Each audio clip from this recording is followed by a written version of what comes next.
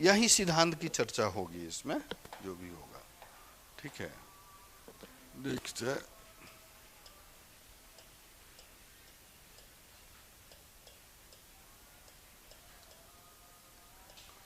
अधिकार। ठीक है, समता का अधिकार। ठीक है,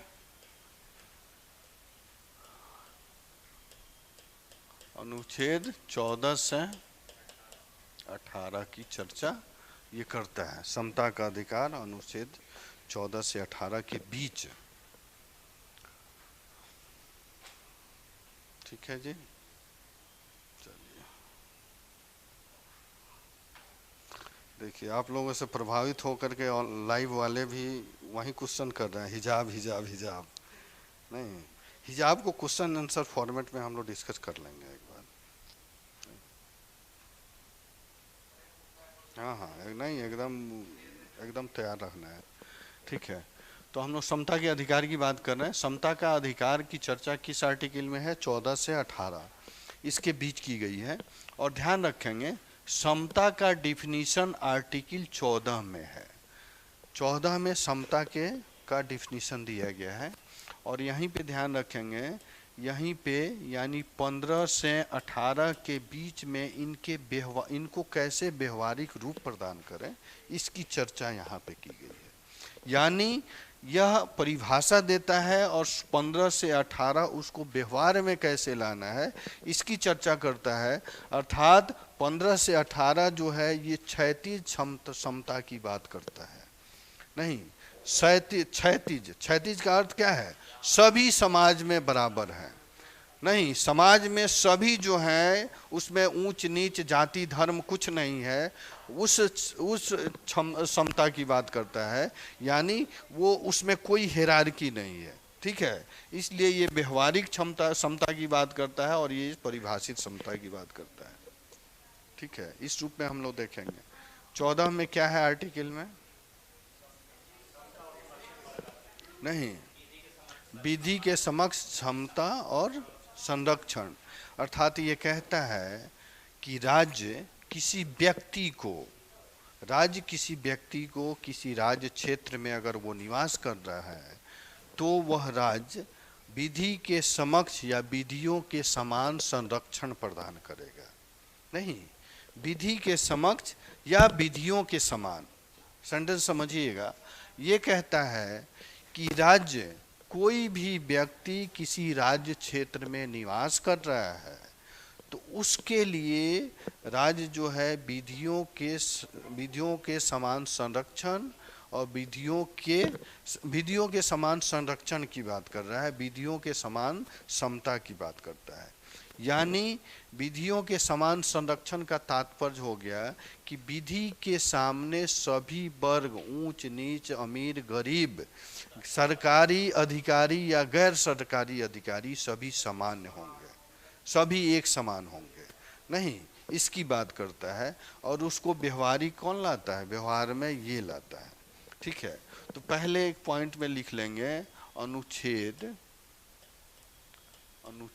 14। नहीं, अनुच्छेद 14 इसमें लिखेंगे विधि के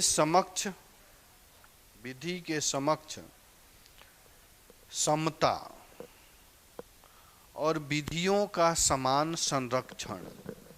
विधियों के समक्ष समता और विधियों के समान संरक्षण। ठीक है, संरक्षण। उसी में लिखेंगे अर्थात लिख के डैश छोड़ देंगे और तब उसको पॉइंट में ऐसे लिखेंगे, पॉइंट में। ठीक है, राज्य पहले पॉइंट में लिखेंगे राज्य। ठीक है, दूसरे पॉइंट में लिखेंगे भारत। पहले पॉइंट में राज्य, दूसरे पॉइंट में लिखेंगे भारत के राज्य क्षेत्र में। दूसरे पॉइंट में भारत के राज्य क्षेत्र में। तीसरे पॉइंट में लिखेंगे किसी व्यक्ति को राज्य क्षेत्र में, तीसरे में लिखेंगे किसी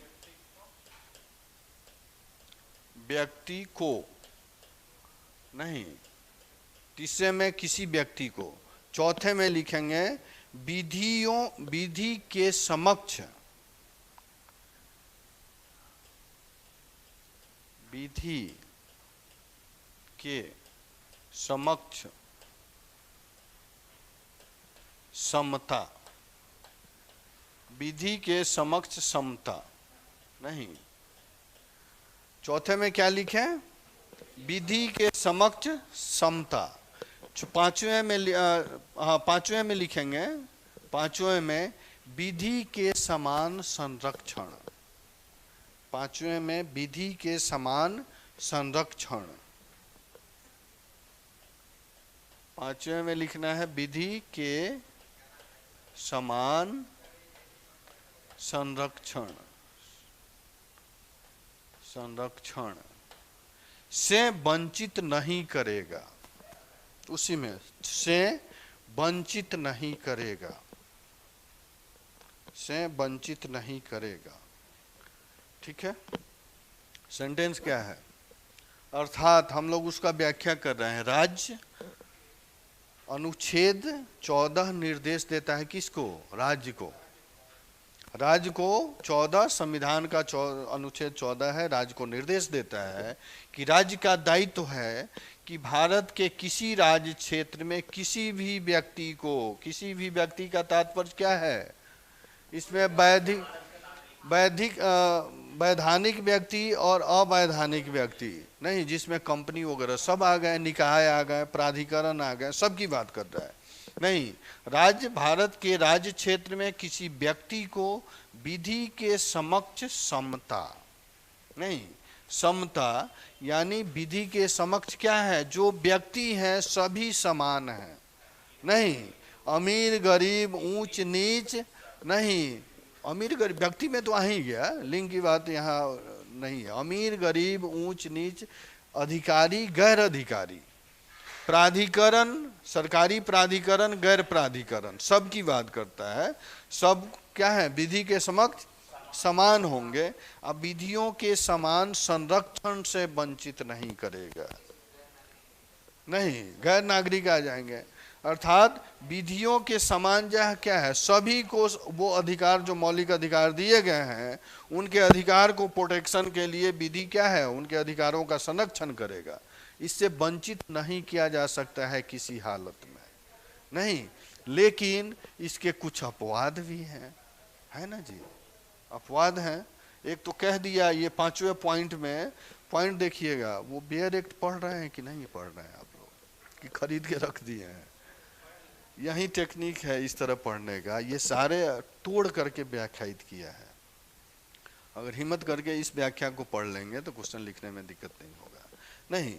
तो देखिए यहाँ तो कह दिया विधि के समक्ष समता, विधि के समक्ष सभी क्या है, समान है, लेकिन अपने भारतीय राजनीतिक व्यवस्था में अपवाद में भी है, नहीं, अपवाद में कौन है, राष्ट्रपति, राष्ट्रपति क्या है, अपवाद है, सांसद अपवाद हैं, संसद में किसी भी वार्तालाप का या कोई भी डिसीजन हो रहा है, कोई भी क्रियाकलाप हो रहा है, उसका अगर कोई व्यक्ति प्रकाशन कर रहा है तो उस पर भी एलिगेशन नहीं लग सकता है, नहीं, ठीक है। राज्यपाल ये सब क्या है, ये सब अपवाद में आते हैं, ठीक है। तो ये ध्यान रखेंगे, ये वाला संकल्पना जो है विधि के समक्ष समता, ये संकल्पना ब्रिटेन से आया है और ये वाला संकल्पना अमेरिका से आया है, नहीं। तो यहाँ ब्रैकेट्स में कोड कर लेंगे, यह संकल्पना से, इसमें विधि के समक्ष समता, यह संकल्पना ब्रिटेन,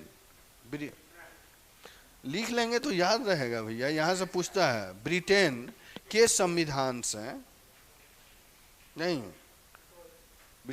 यह संकल्पना ब्रिटेन के संविधान से लिया गया है, नहीं। ब्रिटेन का संविधान किस तरह का है, लिखित या अलिखित, हाँ, अलिखित, हाँ। और इसमें लिखेंगे ब्रैकेट्स में, यह संकल्पना विधि के समान संरक्षण, यह संकल्पना अमेरिकी संविधान से आया है, अमेरिकी संविधान, ठीक है, ठीक है जी। इसमें पॉइंट फॉर्म में लिखेंगे एक पॉइंट। इसके अतिरिक्त इसी में पॉइंट, हाँ पॉइंट में लिखेंगे, इसके अतिरिक्त व्यक्ति शब्द में, व्यक्ति शब्द में विधिक व्यक्ति, व्यक्ति शब्द में विधिक, विधिक व्यक्ति, विधिक व्यक्ति अर्थात संवैधानिक निगम, संवैधानिक निगम कॉमा कंपनियां, कंपनियां कॉमा पंजीकृत समितियां, पंजीकृत समितियां या किसी भी अन्य तरह के विधिक व्यक्ति, या किसी भी अन्य तरह के विधिक व्यक्ति सम्मिलित हैं, किसी तरह के अन्य विधिक व्यक्ति सम्मिलित हैं, सम्मिलित हैं, ठीक है। अन्य व्यक्ति, और इस व्यक्ति में क्या आएगा, विदेशी और देशी दोनों नागरिक की बात कर रहा है, नहीं, दोनों को यह अधिकार प्राप्त है, ध्यान रखेंगे। दूसरा पॉइंट लिखेंगे ब्रिटिश, ब्रिटिश दूसरा पॉइंट, ब्रिटिश न्यायविद, ब्रिटिश न्यायविद, ब्रिटिश न्यायविद एवी डायसी, न्यायविद एवी डायसी, एवी डायसी का मानना है कि, का मानना है कि, मानना है कि विधि के समक्ष समता, विधि के समक्ष समता का विचार, का विचार विधि का शासन, समता का विचार विधि का शासन या विधि की सर्वोच्चता के सिद्धांत का, विधि के सर्वोच्चता के सिद्धांत का मूल तत्व है, मूल तत्व है।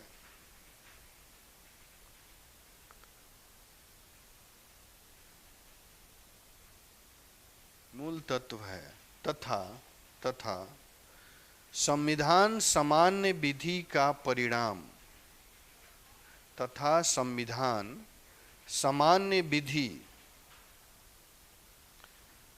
सामान्य विधि का परिणाम है, परिणाम है, ठीक है, सामान्य विधि का परिणाम है। अब देखिए तीसरा लास्ट वाला पॉइंट है, एवी डायसी मानते हैं क्या है, ये विधि के समक्ष समता, यानी सभी क्या है, सभी समान रूप से यहाँ पे हैं, ठीक है। और नीचे जो लिखे हैं, क्या लिखे हैं अभी, ये परिणाम है, नहीं, यानी समान, संविधान क्या है, सामान्य विधि का परिणाम है। वो कहते हैं लास्ट पॉइंट में कि समान, सामान्य विधि का, संविधान, भारतीय संविधान जो है ये सामान्य विधि का परिणाम है।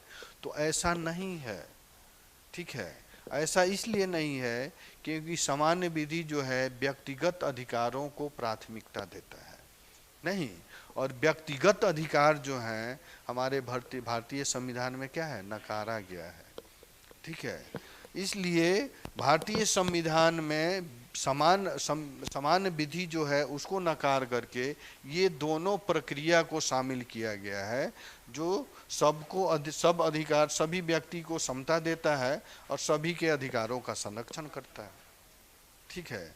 ये एवी डायसी जो है ये तीनों अधिकार की बात करते हैं, तीनों अधिकार की बात करते हैं, और ये अधिकार जो है कहाँ से है, ब्रिटेन से है, अमेरिका से है, नहीं। और इंडिया के संविधान की व्याख्या करते हैं तो कहते हैं कि भारतीय संविधान जो है यह क्या है, सामान्य विधि की बात करता है, यानी वो व्यक्तिगत अधिकार की बात करता है। लेकिन इनका कथन उस सेंस में क्या है, गलत हो जाता है, क्योंकि भारतीय संविधान जो है ये व्यक्तिगत अधिकार की बात नहीं करता है, यह क्या करता है, सामूहिक अधिकार की बात करता है, नहीं। अर्थात ये दोनों संकल्पनाओं को भारतीय संविधान में सम्मिलित किया गया है। पैराग्राफ चेंज करेंगे, यहाँ पे लिखेंगे भारत में, भारत में,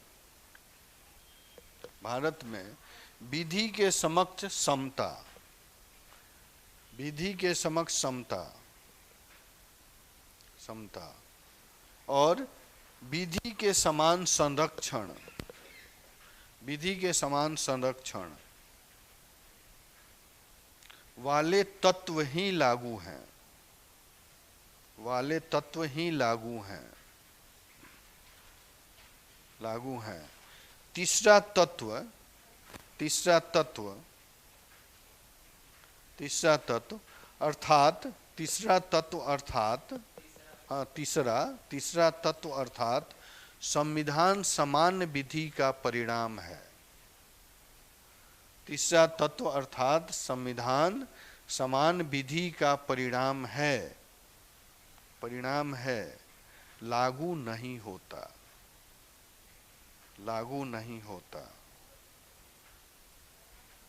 लागू नहीं होता। क्योंकि क्या है तीसरा तत्व जी?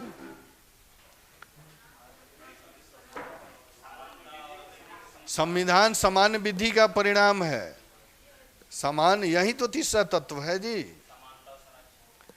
ये पहला तत्व हो गया। सेंटेंस पढ़े, सेंटेंस पढ़िए अभी वाला।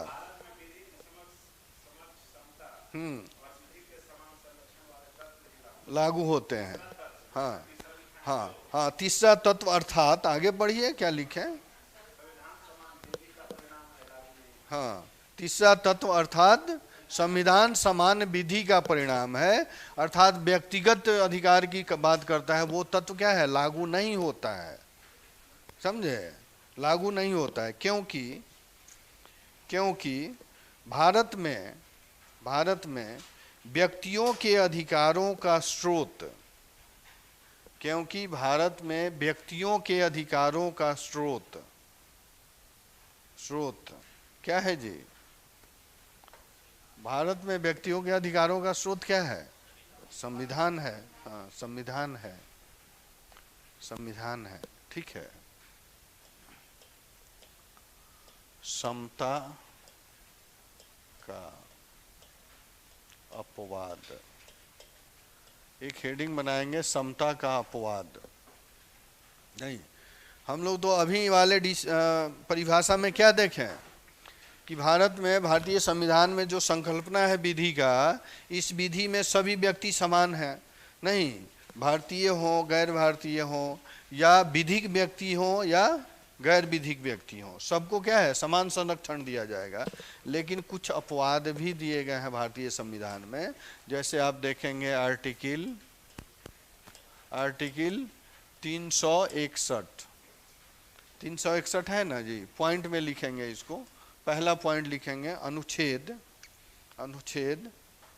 361 के अंतर्गत भारत के राष्ट्रपति एवं राज्यपाल को, भारत के राष्ट्रपति और राज्यपाल को कुछ शक्तियां प्राप्त हैं, है ना जी? इसी की बात करता है ना 361। कुछ शक्तियां प्राप्त है, जैसे देखे डैश देंगे, सब पॉइंट लिखेंगे, ए पॉइंट, सब पॉइंट में लिखेंगे राष्ट्रपति या राज्यपाल, सब पॉइंट में राष्ट्रपति या राज्यपाल अपने कार्यकाल में किए गए किसी भी कार्य, कार्यकाल में किए गए किसी भी कार्य या लिए गए निर्णय, किए गए किसी भी कार्य या लिए गए निर्णय के प्रति न्यायालय में क्या होगा जी? क्या होगा? जवाबदेह नहीं होगा। नहीं, जवाबदेह नहीं होगा, जवाबदेह नहीं होगा। नहीं, वो निर्णय ले लिया या जो कार्य किया है उसकी जवाबदेही उसके पदच्युति के बाद, अगर पद से हट जाता है तो उसके बाद उसका कोई वो नहीं है कि हाँ आप निर्णय लिए थे तो इसका इसका जो परिणाम है आपको भुगतना पड़ेगा, या आप पे एलिगेशन लगाया जा सकता है। तो ये अपवाद है, समता का अपवाद है। नहीं, ये दो व्यक्ति हैं, राष्ट्रपति और राज्यपाल, अपने पद धारण करते समय कोई भी कार्य कर रहे हैं या किए हैं या कोई भी निर्णय लिए हैं उसके लिए वो जिम्मेवार नहीं होंगे। बिल्कुल हो सकता है, इन्हें अपवाद है, इनको छोड़कर सारे होंगे। आ रहे हैं ना, आ रहे हैं। आर्टिकल 61 की हम लोग बात कर रहे हैं, पहले 61 की कर लें, 61 की कर लें। हाँ, तो सब भुगतते हैं। हाँ बोलिए बोलिए। हाँ हाँ हाँ हाँ हाँ, एक नेता को छोड़ के, सांसद को छोड़ के सब होंगे। नहीं, रिटायर कर गया तब तो वो तो हट ही गया। रिटायर कर, अब मान लीजिए रिटायर कर गया, घोटाला कर दिया है, नहीं तो वो तो उस समय पकड़ा जाएगा भैया। भारतीय संविधान में ऐसा है कि वो वहां से अगर रिटायर कर गया, मर भी गया, तो उसकी कुर्की जब्ती करके गवर्नमेंट ले लेगी, समझे, बक्सा नहीं जाएगा। लेकिन वही मंत्री वगैरह करेगा तो कुछ हद तक उसका कुछ नहीं हो सकता है। लालू यादव इसलिए ना फंस गए, अपने रीजन में ही थे, अब वो तो कुछ ज्यादा घोटाला कर गए भैया। हाँ, जांच किया जाए, नहीं, समझ गए ना। यानी इनको छोड़ करके, सांसद को भी छोड़ करके सब वो उसमें हैं।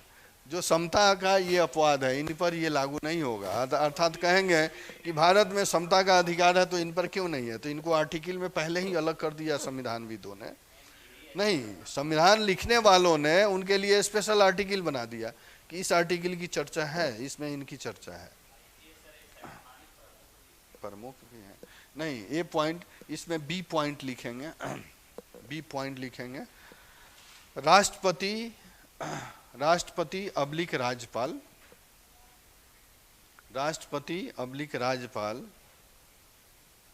राज्यपाल पर किसी भी प्रकार की दांडिक नहीं है ना जी, दांडनिक न्यायिक कार्रवाई की बात हो रही है।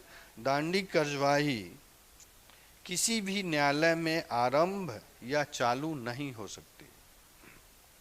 नहीं, दांडिक कार्रवाई किसी भी न्यायालय में आरंभ या चालू नहीं हो सकती। नहीं, सी पॉइंट लिखेंगे, राष्ट्रपति, हाँ,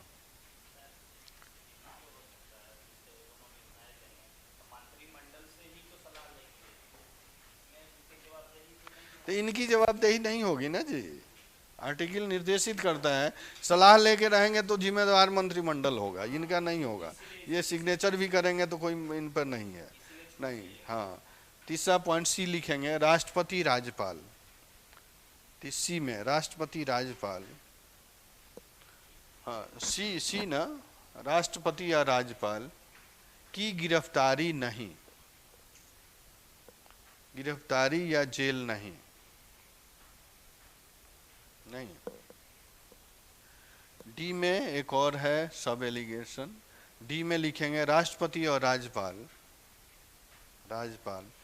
पर कोई भी दीवानी मुकदमा, राष्ट्रपति और राज्यपाल पर कोई भी दीवानी मुकदमा नहीं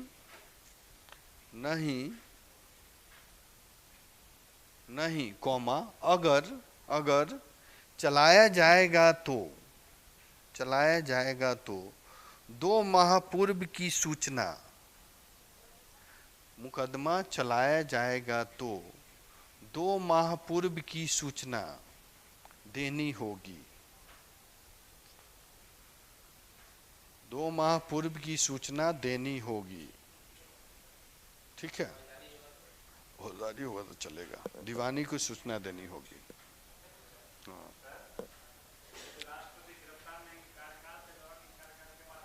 कार्यकाल के बाद भी नहीं करता है वो, बेसिकली करता नहीं है। नहीं, नहीं करता है। हाँ, बैठा है। देखिए, देखिएगा रिकॉर्ड देखिएगा। अब आप देखिएगा जैसे, हाँ अभी देखिएगा मोदी जी को देखिए। नहीं, मोदी को या योगी को कभी राष्ट्रपति नहीं बनाएगा सब, कभी नहीं बनाएगा। जो उस मानसिकता वाले होते हैं ना भारतीय परंपरा में, देखिए इतिहास उठा करके, कि आप सोच भी नहीं सकते कि ये लोग ऐसे कुछ काम कर सकते हैं। समझ गए ना? तो ये संभावना है। एक और कर दिया तब तो वो अलग बात है भैया, बात के बियॉन्ड हो गया। नहीं, सेकंड पॉइंट लिखिएगा, अनुच्छेद, सेकंड पॉइंट, अनुच्छेद 361 क, सेकंड पॉइंट है, सेकंड मेजर पॉइंट। हाँ, पहला मेजर पॉइंट है क्या, अनुच्छेद 361। 361 के हम सब आर्टिकल की चर्चा की है, सब सेक्शन की। सेकंड पॉइंट है अनुच्छेद 361 क, नहीं क, इसमें डैश दे करके लिखिएगा, कोई भी व्यक्ति अगर संसद, सेकंड पॉइंट है अनुच्छेद 361 क, इसमें डैश दे के लिखेंगे, कोई भी व्यक्ति अगर संसद विधान मंडल, संसद विधान मंडल की कार्यवाही का प्रकाशन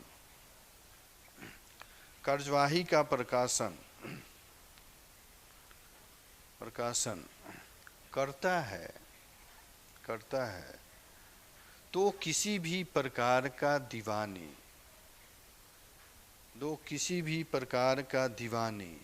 अब्लिक फौजदारी मुकदमा नहीं चलाया जाएगा, फौजदारी मुकदमा नहीं चलाया जाएगा।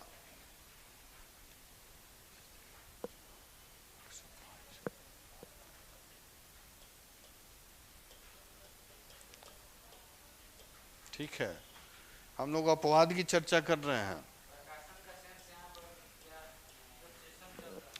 सेशन जो चल रहा है अब तो लाइव वाला सेशन हो गया ना, लाइव सेशन नहीं था तो पहले वाला प्रॉब्लम था। पहले जितने दर्शक हैं, दर्शक भी उसमें होते थे, दर्शक देखते थे, सुनते थे, तो अगर वो अपने इच्छा से अगर प्रकाशन कर दिए किसी में, किसी मैगजीन में या उसमें, तो उस पर कार्रवाई नहीं हो सकता। बहुत सारी चर्चाएं ऐसे होती हैं जिससे लग सकता है कि हाँ उनके प्रतिष्ठा पे या उनके बात विचार पे हनन हो रहा हो और उसका प्रकाशन हो गया, तो वो क्या है, मुकदमा कर सकता है, लेकिन ऐसा नहीं होगा, क्योंकि क्या है, वो ओपन डिस्कशन हो रहा है। नहीं, अब तो लाइव हो गया, तो ये प्रावधान इसमें दिया गया है। तीसरा है अनुच्छेद 105। 105 में क्या है जी, 105 क्या है, ये विशेषाधिकार की बात करता है। किसके विशेषाधिकार की? बिल्कुल सही, विशेषाधिकार। इसमें लिखिएगा संसद के विशेषाधिकार, सांसद, इसमें लिखेंगे सांसदों के विशेषाधिकार, जो सांसद होते हैं ना, मेंबर ऑफ पार्लियामेंट, इनके विशेषाधिकार की बात करता है 105। नहीं, इसमें डैश देके लिखेंगे संसद में कही गई बात के लिए न्यायालय में कार्यवाही नहीं,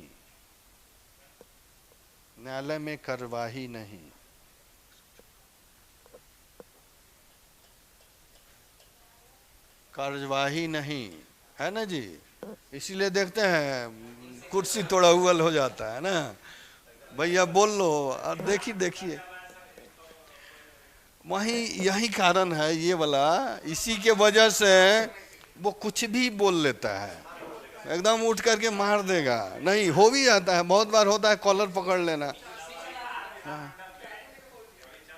वही है, अभी आ रहे हैं विधान मंडल में, ये है ना जी, उसको भी दिया गया, संसद को दिया गया बिहार। हाँ हाँ तो देखिए सब लड़ लेगा, जैसे बाहर आएगा तो लगेगा हाथ मिलाने लगेगा, भाईचारा होगा उसमें, समझे। तो बाहर उसका अधिकार है, अधिकार का प्रयोग कर रहा है कि भैया कुछ भी कर लो, जितना गुस्सा है उतार लो, इसके लिए कुछ होगा नहीं, ना ये कहीं न्यायालय में जाएंगे ना कुछ बोलेंगे, समझ गए ना। तो वैचारिक मतभेद तो वहाँ होता ही है, विचारें टकराती हैं, बात होता है, हाँ तब होता है। तो ये अधिकार दिया गया है, ये अपवाद है, समता का ही अपवाद है। पहले तो कह दिया गया कि संविधान में सभी व्यक्ति, देखे है ना, सभी व्यक्ति क्या है, समान है, लेकिन इनको भारतीय संविधान में, भारतीय राज्य व्यवस्था में ये अधिकार दिया गया है, विशेषाधिकार, ठीक है। हाँ, नहीं होगी।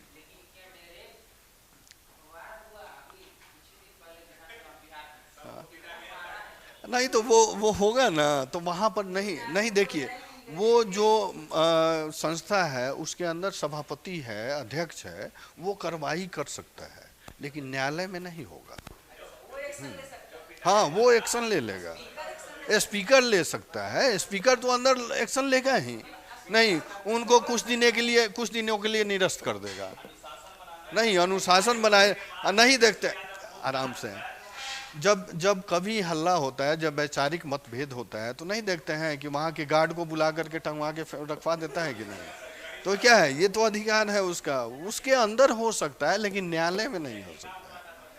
नहीं, जो भी जो गार्ड होते हैं उनको ऑर्डर देता है, अध्यक्ष ही देखता है, स्पीकर देगा, तुरंत उठा के उसको बाहर कर देगा, ठीक है। हाँ तब नेक्स्ट आइए, चौथा पॉइंट, नहीं अनुच्छेद 194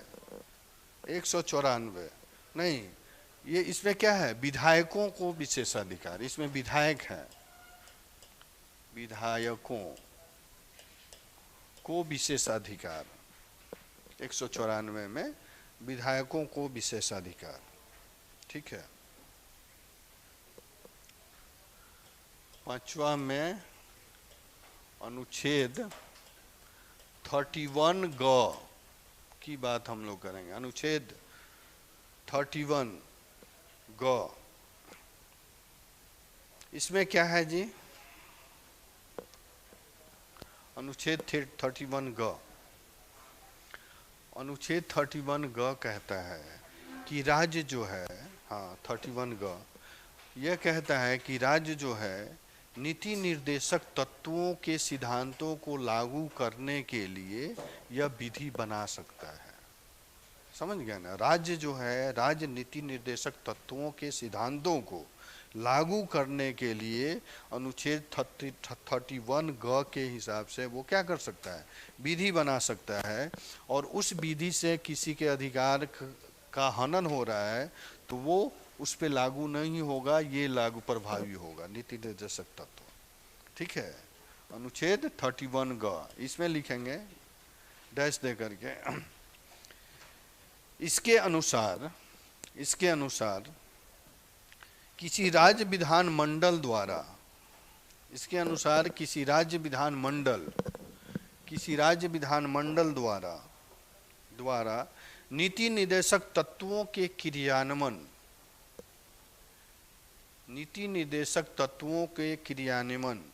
के संबंध में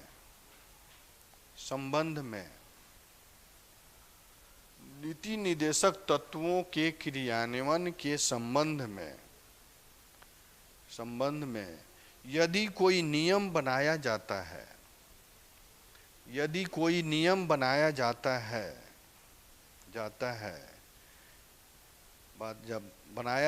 है जिसमें अनुच्छेद 39 ख और 39 ग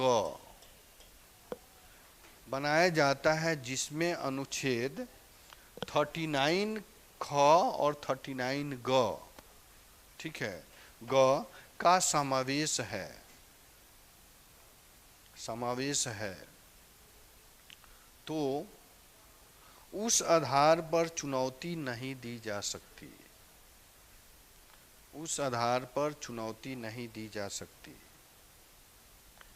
नहीं दी जा सकती कि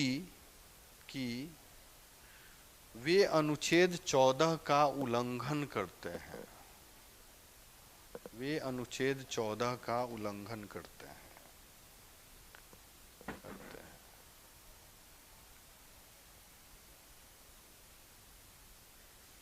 ठीक है, इसको समझेंगे थोड़ा। हम लोग क्या कर रहे हैं, अनुच्छेद 31 ग की बात कर रहे हैं। अनुच्छेद 31 में राज्य को निर्देश दिया गया है, राज्य विधानमंडल नीति निर्देशक तत्वों के पालन के लिए अगर कोई कानून बनाता है नहीं, और उसमें अनुच्छेद 39 ख और 39 ग सम्मिलित है, तो वहां अनुच्छेद 14 स्वतः चला जाता है। नहीं, जो अनुच्छेद 14 है वो आ रहा है, 14 स्वतः चला जाता है, क्योंकि अनुच्छेद 39 ख जो है यह राष्ट्रीय धरोहर और समाज में समानता बनाए रखने की बात करता है, और ग जो है ये शैक्षणिक रूप से समानता की बात करता है। नहीं, अगर विधि बना रहा है कौन, राज्य विधानमंडल नीति निर्देशक तत्वों के सिद्धांतों को मानने के लिए, मनवाने के लिए, नहीं उसके परिप्रेक्ष्य में अगर विधि बना रहा है और उसमें ये दोनों आर्टिकल अगर शामिल हैं, तो 14 आर्टिकल क्या हो गया, स्वतः वहां से विलुप्त हो जाता है, स्वतः गौण हो जाता है। यानी जितने प्रावधान 14 आर्टिकल में दिए गए हैं वो आर्टिकल क्या होंगे, स्वतः खत्म हो जाएंगे। अर्थात ये क्या है, एक अपवाद है 39। ठीक है, दूसरा पॉइंट लिखेंगे इसी में। दूसरा पॉइंट, इस बारे में सर्वोच्च न्यायालय क्या कहना है, इस बारे में सर्वोच्च न्यायालय क्या कहना है कि जहां अनुच्छेद 31 ग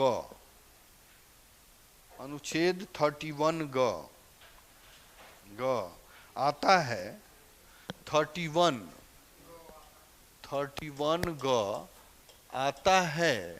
आता है, वहां से अनुच्छेद 14 स्वतः चला जाता है।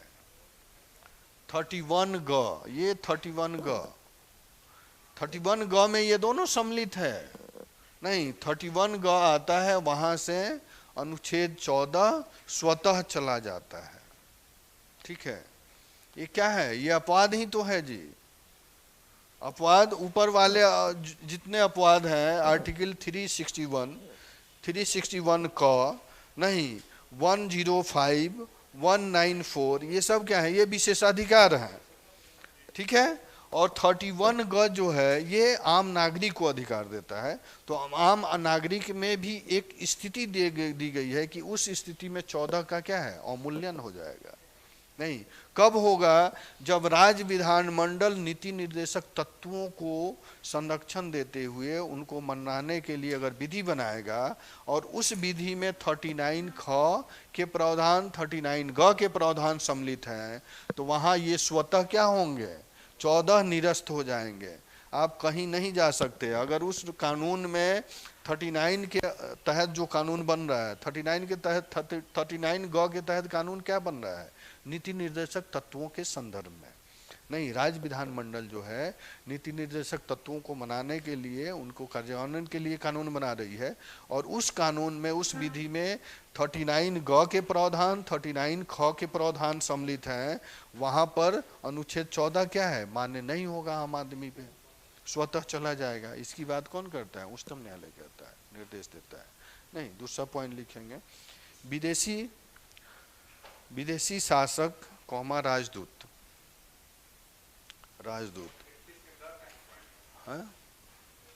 हाँ, ये चौथा पॉइंट में थे ना, पांचवा पॉइंट लिखेंगे। पांचवा पॉइंट, विदेशी शासक, हाँ, विदेशी शासक को जो भी छठा होगा ना, जो भी पॉइंट है इसमें लिखेंगे, विदेशी शासक कौमा राजदूत एवं कूटनीतिक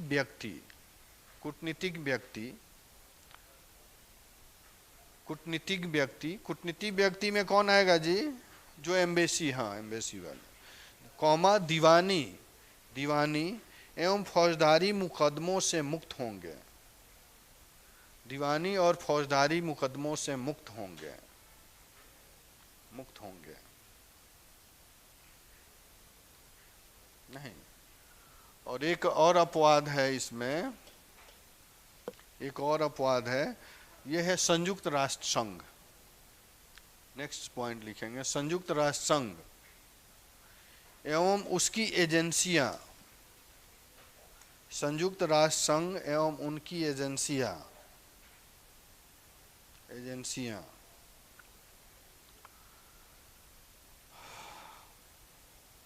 एजेंसियां नहीं, कौन? संयुक्त राष्ट्र संघ कूटनीति में आएगा जी? कूटनीति में तो एमएससी आएगा ना? नहीं, एमएससी आएगा। तो संबंध बनाता है तो वो एक संस्था हो गई ना, वो विधि के रूप में हम लोग चर्चा किए हैं ना, विधि और व्यक्ति के रूप में। तो व्यक्ति के रूप में यहाँ डिफाइन कर दिया गया है कि विधि के रूप में जो व्यक्ति का डिफिनीशन है, उस व्यक्ति में ये व्यक्ति जो है ये क्या है, इन पर ये 14 जो आर्टिकल है ये लागू नहीं होगा, नहीं, ये अलग हो जाएंगे। जिसमें क्या हो गया, विदेशी शासक हो गया, कूटनीतिज्ञ हो गया जो एमएससी में, राष्ट्राध्यक्ष हो गया, संयुक्त राष्ट्र संघ हो गया, नहीं, राष्ट्रीय एजेंसियां हो गई। ठीक है, चलिए, तो ये प्रावधान है। अब देखिए, इन्हीं प्रावधान की व्याख्या है इसमें समता के अधिकार में, अधिकार में।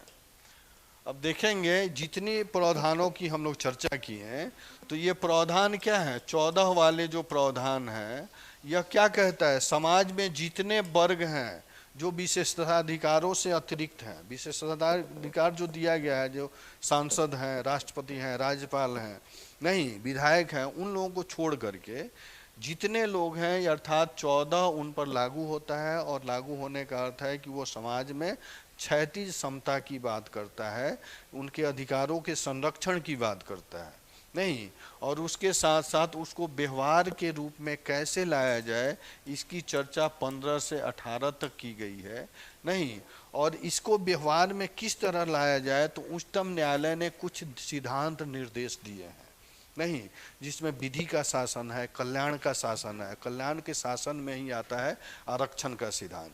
कल्याण का सिद्धांत, यानी कल्याण का सिद्धांत का अर्थ क्या है, समाज में जितने वर्ग हैं सभी वर्गों का कल्याण हो, और उसमें विशेषतः वंचित वर्ग का, नहीं, वंचित वर्ग में एससी एसटी और पिछड़े वर्ग का, महिलाओं का कल्याण हो, नहीं, जो आर्टिकल 14(4) क्या बात करता है कि महिलाओं को आरक्षण दिया जाए, नहीं, और बच्चों को शैक्षणिक संस्थानों में आरक्षण दिया जाए। तो वो क्या है, उससे कल्याण की अवधारणा साबित होती है, तो वो कल्याण के सिद्धांत पे काम करता है, जिसकी व्याख्या हम लोग किस में, आर्टिकल 15 और 18 के बीच में करेंगे। और इसी के अवधारणा पर ही समाज में आरक्षण की बात की गई है भारत में, और उसके तहत जो समाज में वंचित वर्ग हैं, सामाजिक, आर्थिक, राजनीतिक स्तर पर देखा जाए, शैक्षणिक स्तर पर देखा जाए, सांस्कृतिक स्तर पर देखा जाए, जो वंचित वर्ग हैं, मुख्य धारा से बचे हुए हैं, उनको मुख्य धारा में लाने की बात कही जा रही है। क्योंकि यह आर्टिकल जो है सबका साथ सबके विकास की बात करता है, नहीं, यानी समग्र विकास की बात करता है। सभी राष्ट्रीय मानव की गरिमा की स्थापित करते हुए वो चाहता है कि राष्ट्र का विकास तभी होगा जब सबका विकास होगा। और सबका विकास का अर्थ क्या है, समाज में जितने वर्ग हैं सबका विकास, नहीं, तो सबका विकास कब होगा, जो वंचित वर्ग हैं उनको पहले मुख्य धारा में लाएंगे तभी तो विकास होगा, नहीं। हमारे प्रधानमंत्री का मूल अवधारणा यही है ना जी, सबका साथ सबका विकास। तो सबका साथ कब मिलेगा, जब सभी वर्ग एक लेवल पे आएंगे, नहीं, और एक लेवल पे तभी आएंगे जब उनको भरण पोषण मिलेगा, रोजगार मिलेगा, खाना पीना मिलेगा, नहीं, रोटी कपड़ा मकान मिलेगा। रोटी कपड़ा मकान आप नहीं दे रहे हैं, कह रहे हैं कि तुम रैली में आओ, नहीं, प्रोसेशन में आओ, तो अपना वो पेट पालेगा कि आपको आपके विकास में साथ देगा, नहीं। तो संविधान का, गवर्नमेंट की अवधारणा है कि पहले उनके जो निजी हित हैं या बुनियादी सुविधाएं हैं उनको तो पूरा कीजिए, नहीं, जब वो फुलफिल हो जाएगा तब वो अपने आप मुख्य धारा में आ जाएगा। मुख्य धारा में उसको खींच के लाने की जरूरत नहीं है, या आप आर्थिक सहायता दे करके नहीं ला सकते हैं। उसके आसपास उतनी सुविधा मुहैया करवा दीजिए, नहीं, जिसमें शैक्षणिक सुविधा सबसे महत्वपूर्ण है। आप उस वर्ग को शिक्षित कर दीजिए, शिक्षित कीजिए, शिक्षा के हिसाब से रोजगार दे दीजिए, वो अपने मुख्य धारा में आ जाएगा। नहीं, उसकी स्थिति ठीक हो जाएगी। और एक सीमा तक, नहीं, जब मुख्य धारा में आता है तो जो सुविधाएं दे रही हैं उसको हटा लीजिए, वो अपना विकास कर लेगा। नहीं, जब विकास होगा तभी सबका साथ है सबका विकास वाली जो अवधारणा है ये साबित होगी, इसका उद्देश्य पूरा हो जाएगा। नहीं, तो व्यवहार में कब लाएंगे? व्यवहार में हम और आप ही ला सकते हैं, कोई दूसरा लाएगा? कोई दूसरा लाएगा? 80-20 का रेशियो देते हैं ना, 80-20 का रेशियो देते हैं, इसलिए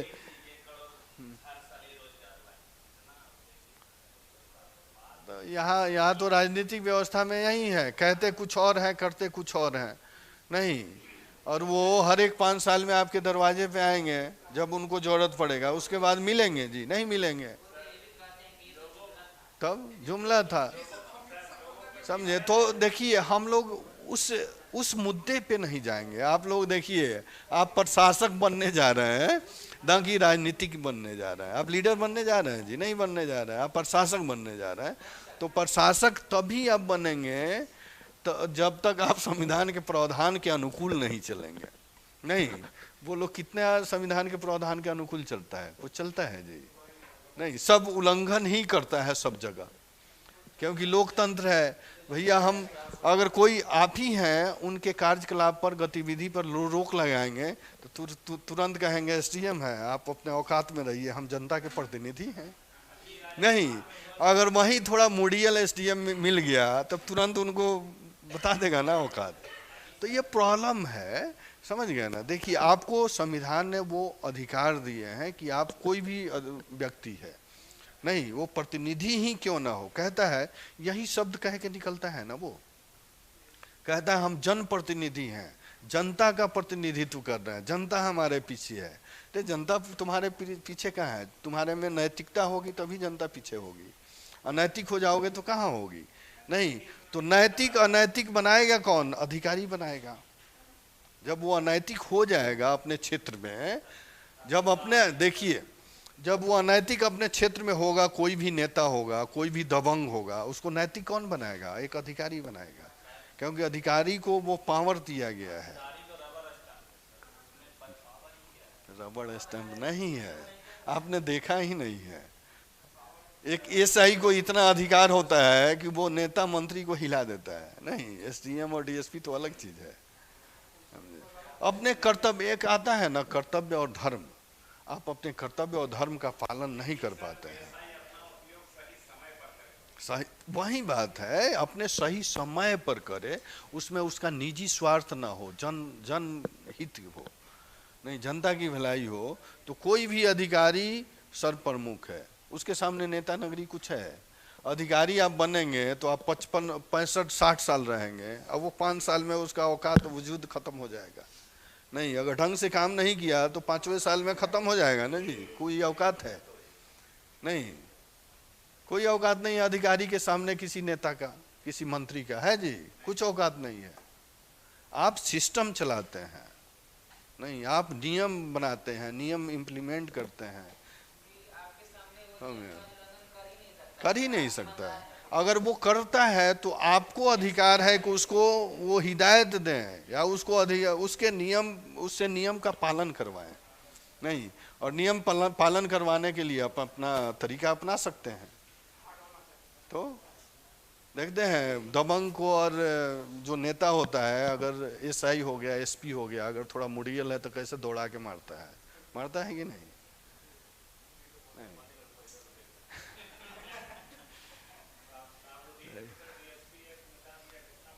बहुत लोग, मैंने इतिहास है, नहीं, एक एक अधिकारी एसपी या डीएसपी ऐसा आया है जो पूरा हिला के रख दिया है। नहीं, उनके सामने अरे क्या करेंगे, ट्रांसफर ही करवा देंगे ना, और कुछ करेंगे? आपके पावर है कुछ करने का? कुछ नहीं है।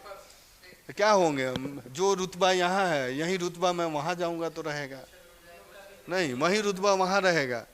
लेकिन आपका 5 साल के बाद क्या होगा कुछ पता चलेगा? कहाँ चलेगा? नहीं, यही जोगी हैं, अगर ये इनका गवर्नमेंट नहीं बना तो कहाँ जाएंगे कुछ पता चलेगा जी तब। लेकिन वहाँ का अधिकारी तो अधिकारी ही रहेगा ना।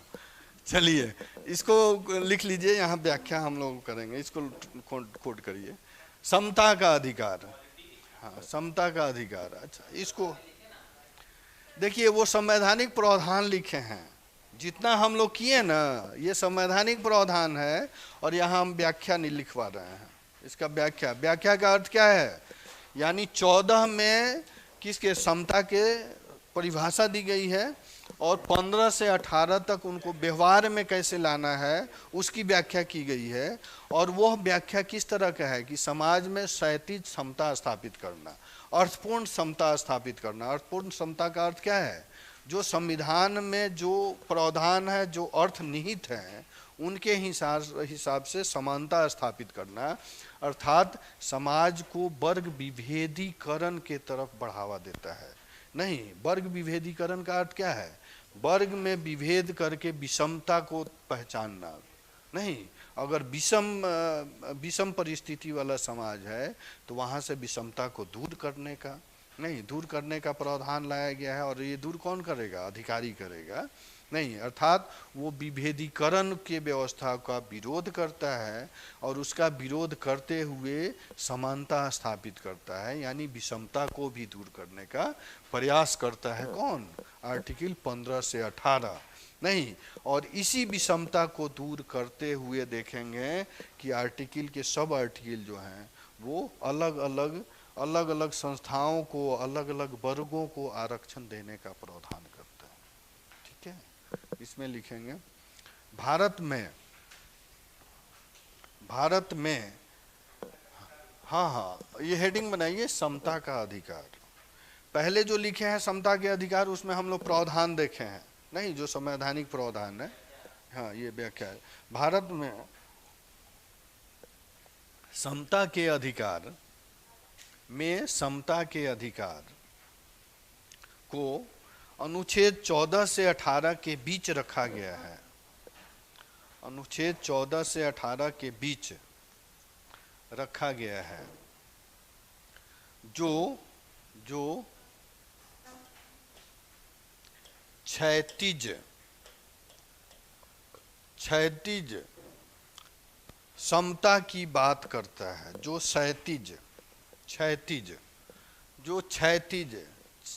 क्षैतिज यहाँ पे है, क्षैतिज समता अथवा अर्थपूर्ण समता। जो क्षैतिज समता अथवा अर्थपूर्ण समता के सिद्धांत पर आधारित है। क्षैतिज समता का अर्थ क्या है? सब बराबर हैं। हाँ नहीं, सब बराबर हैं, ठीक है। इस आधार पर सिद्धांत पर आधारित है।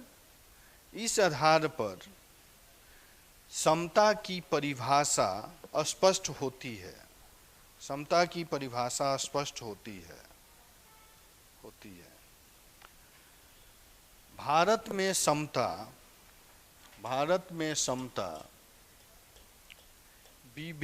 विभेदीकरण, भारत में समता विभेदीकरण पर रोक लगाकर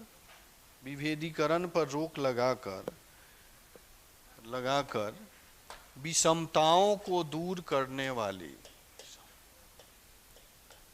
विभेदीकरण पर रोक लगाकर विषमताओं को दूर करने वाली एक संकल्पना है। नहीं, एक संकल्पना है। पैराग्राफ चेंज करेंगे। संविधान के अनुच्छेद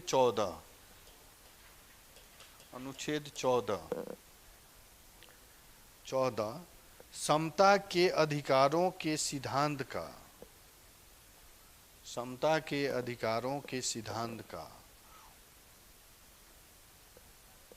अधिकारों के सिद्धांत को कीजिएगा, सिद्धांत को उल्लेखित करता है जबकि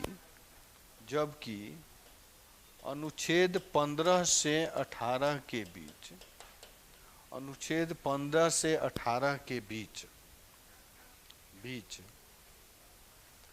इसे व्यवहारिक बनाया गया है। 15 से 18 के बीच इसे व्यवहारिक बनाया गया है। ठीक है, पूर्ण विराम। अनुच्छेद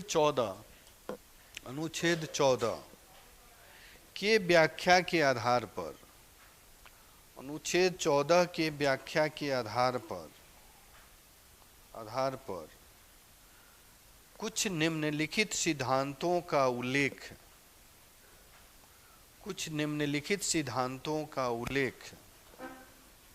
उच्चतम न्यायालय के द्वारा उच्चतम न्यायालय के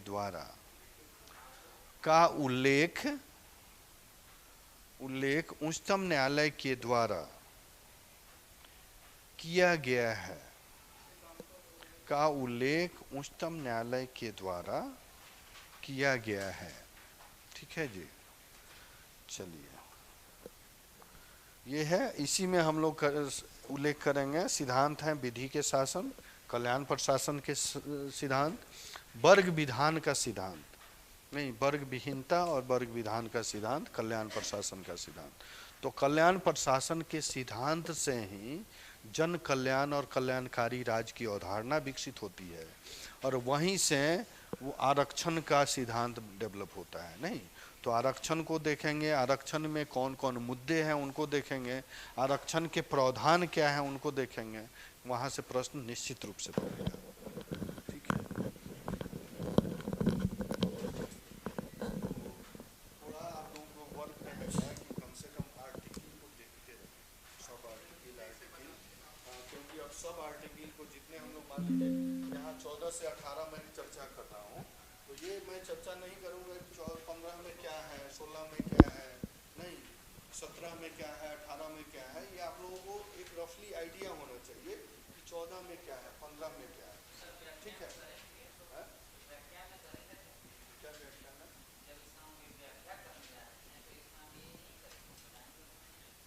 नहीं उसमें, इसमें क्वेश्चन जब बनेगा ना, तो क्वेश्चन के नेचर के हिसाब से जब पूछेगा संवैधानिक प्रावधान, देखिए उसमें पूछेगा कि संविधान में क्या क्या प्रावधान दिए गए हैं, तब अब प्रावधान की चर्चा करेंगे। अगर प्रावधान नहीं पूछेगा तो चर्चा नहीं करता है, सिर्फ व्याख्या कर देना है कि उसका उद्देश्य क्या है। जैसे यहाँ समता है, समता का उद्देश्य है जन कल्याण की अवधारणा पे चलता है, यानी कल्याणकारी राज्य की स्थापना की तरफ बढ़ता है।